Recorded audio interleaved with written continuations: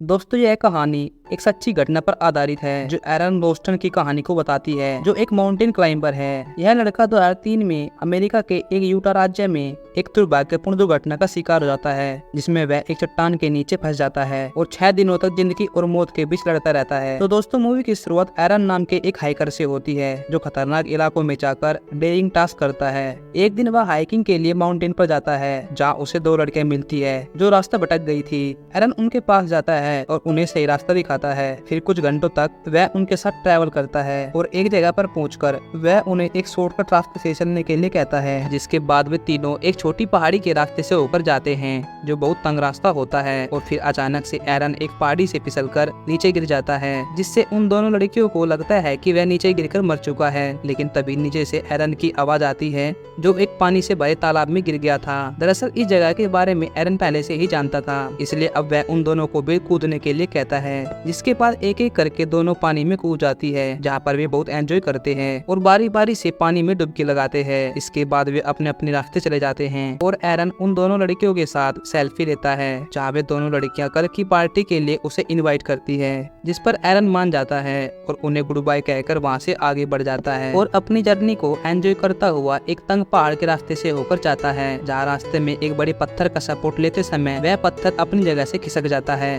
और एरन भी उसी पत्थर के साथ नीचे आ जाता है। और जब उसे होश आता है तो वह देखता है कि 300 किलो के पत्थर के नीचे उसका हाथ दब गया है। वह उस पत्थर को हटाने की पूरी कोशिश करता है, मगर वह पत्थर टस से मस नहीं होता। इसके बाद एरन उन दोनों लड़कियों को आवाज लगाता है, मगर वे दोनों वहाँ से जा चुकी होती है और एरन के अलावा उस सुनसान जगह में कोई नहीं होता। इसके बाद एरन अपना सारा सामान बाहर निकालता है, जिसमें से एक चाकू निकालकर उस पत्थर को काटने लगता है। वह बहुत देर तक उसी पत्थर को काटने में लगा रहता है, मगर वह पत्थर इतना हार्ड था कि चाकू से उस पर कोई असर नहीं होता और फिर वह चाकू भी उसके हाथ से छूट जाता है। जिसे उठाने के लिए वह झुकने की कोशिश करता है, मगर एक हाथ चट्टान के नीचे फंसे रहने की वजह से वह चाकू नहीं उठा पाता। जिसके बाद वह अपने जूते निकालकर एक स्टिक की मदद से वह चाकू उठा लेता है और फिर से चट्टान को काटने लगता है, जिससे अब चाकू की धार भी खत्म हो गई थी। लेकिन फिर भी एरन वहां से निकलने की नई नई ट्रिक इस्तेमाल करता है और ऐसे करते करते रात हो जाती है। इसके बाद वह कैमरा की मदद से अपनी वीडियो रिकॉर्ड करता है और पिछले 25 घंटों की घटना को कवर करता है। साथ ही वह कहता है कि मेरे यहाँ आने की खबर किसी को नहीं है, ना ही मेरे परिवार को और ना ही मेरे दोस्तों को।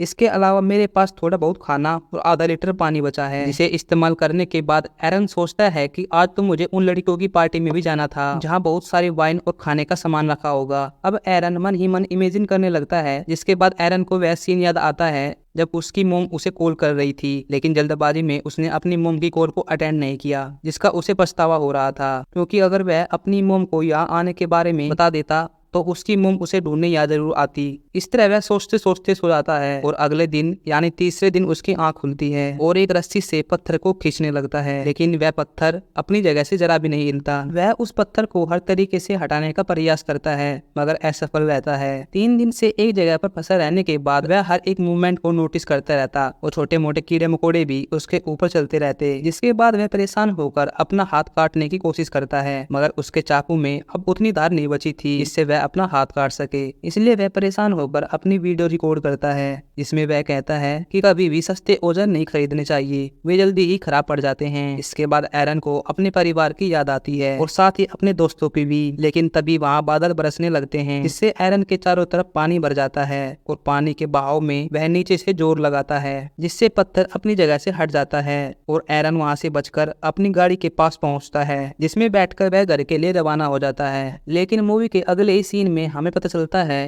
कि यह एरन का एक सपना होता है, जिसके बाद वह बहुत ज्यादा फ्रस्ट्रेट हो जाता है और उसे अजीबोगरीब हैलुसिनेशन आने लगते हैं और देखते देखते ये दिन भी गुजर जाता है। और फिर चौथे दिन जब उसकी आंख खुलती है तो वह अजीबोगरीब ढंग से बर्ताव करता है। वह अपने आप से ही बातें करने लगता है, वह खुद ही सवाल करता है और खुद ही उसका जवाब देने लगता है। वह कभी मुस्कुराता है तो कभी रोने लगता है। एरन वीडियो रिकॉर्ड करते समय कहता है कि वह अपने मोम डैड से बहुत ज्यादा प्यार करता है। दरअसल एरन की सारी कोशिशें नाकाम होने के बाद उसके बचने की उम्मीद बिल्कुल खत्म हो गई थी, लेकिन 5वें दिन वह हिम्मत करके उसी चाकू से अपने हाथ को काटने की सोचता है। इसलिए वह चाकू को सीधे अपने हाथ में घुसाता है, लेकिन ज्यादा दर्द होने की वजह से वह वही रुक जाता है और हाथ काटने का ख्याल दिमाग से निकाल देता है। इसके बाद उसकी हालत और ज्यादा खराब होने लगती है और उसका शरीर कमजोर पड़ने लगता है। एरन यहाँ से निकलने की उम्मीद छोड़ देता है, इसलिए वह पास ही एक चट्टान पर RIP एरन लिख देता है और साथ ही अपनी डेट ऑफ बर्थ और मरने की तारीख लिख देता है। उसके पास कीड़े मकोड़े भी आने लगते हैं और फिर आज का दिन भी बीत जाता है। अगले दिन यानी 6वें दिन की शुरुआत होती है और एरन को एक हेलुसिनेशन आता है, इसमें वह अपने बच्चे के साथ खेल रहा होता है जबकि उसकी शादी अभी हुई भी नहीं थी। दरअसल ये एक फ्यूचर विजन होता है जिसे देखकर एरन इमोशनल हो जाता है और अपनी बाकी बची जिंदगी जीने के लिए वह चाकू से अपने हाथ को खोदने लगता है